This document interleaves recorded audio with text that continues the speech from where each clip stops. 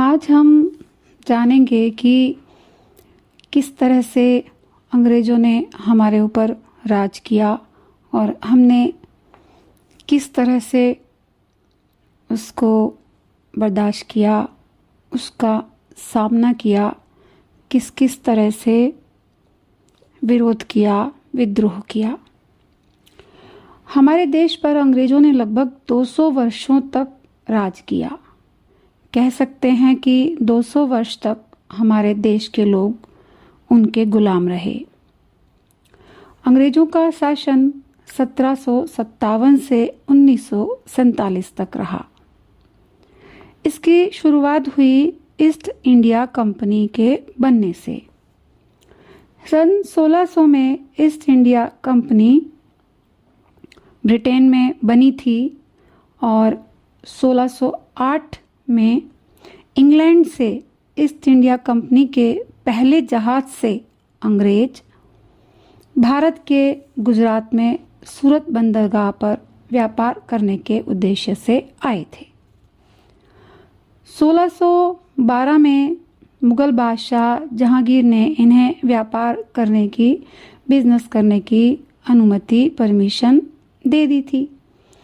East India company ने मसाले, कपड़ा, रेशम, नील, चाय और अफीम आदि खरीदकर ब्रिटेन भेजना शुरू कर दिया था।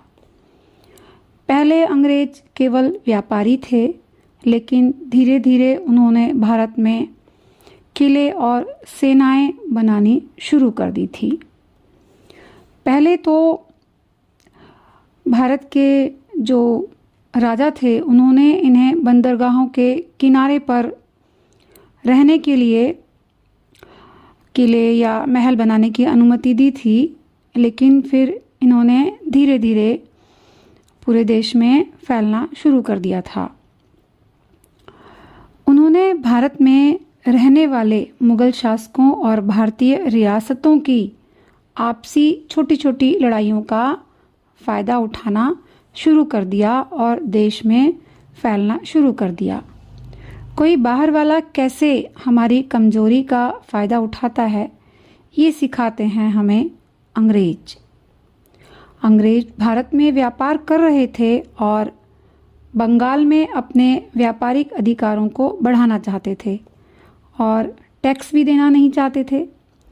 अंग्रेज़ों ने राजा की परमिशन के बिना अपने किलों की दीवारों को ऊंचा और मजबूत करना शुरू कर दिया, जिससे वहाँ के शासक ने, राजा ने मना किया। मना करने पर अंग्रेज माने नहीं और उन्होंने बंगाल के नवाब सिराजुद्दौला के साथ 23 जून 1757 को अपनी सेना के साथ प्लासी के मैदान में लड़ाई छेड़ दी। नवाब का एक सेनापति था मीर जाफर। उसको अंग्रेज़ों ने पैसे, जमीन और ओहदे का लालच देकर अपने साथ मिला लिया, जिससे नवाब की सेना के सारे भेद अंग्रेज़ों की सेना को पता चल गए और नवाब सिराजुद्दौला हार गया और अंग्रेज़ों ने उसे मारकर मीर जाफर को नवाब बना दिया। इस तरह से अंग्रेज़ों का बंगाल में प्रभाव बढ़ गया और उनके ब्रिटिश शासन की शुरुआत हो गई।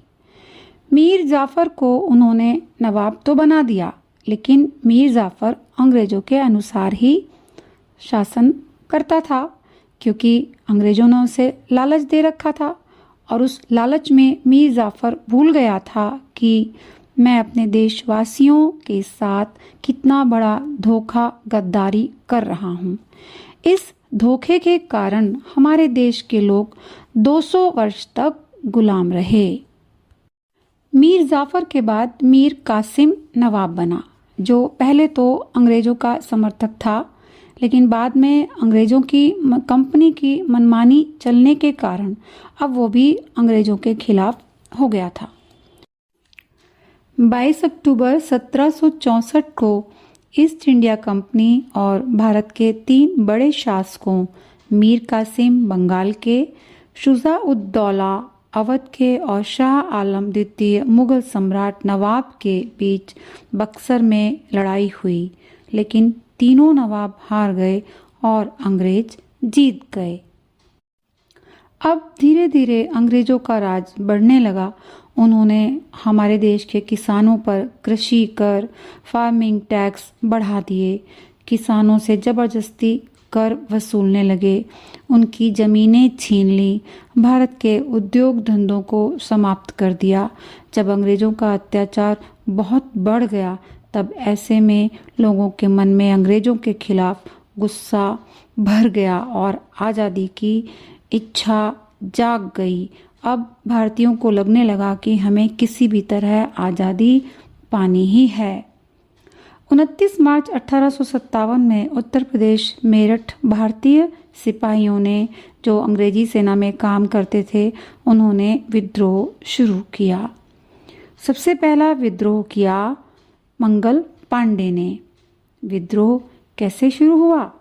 हुआ क्या कि अंग्रेजों ने अपने सिपाहियों को, जो हमारे ही देश के हिंदू मुसलमान लोगों से उन्होंने अपनी सेना बनाई थी, उन्हें नई बंदूकें एनफील्ड राइफल दी, जिसकी कारतूस गोली गाय और सूअर की चर्बी से बनी थी। गाय हिंदुओं के लिए पवित्र थी और सूअर मुसलमानों के लिए अपवित्र। इस वजह से 85 सिपाहियों ने उन कारतूसों को इस्तेमाल करने से मना कर दिया।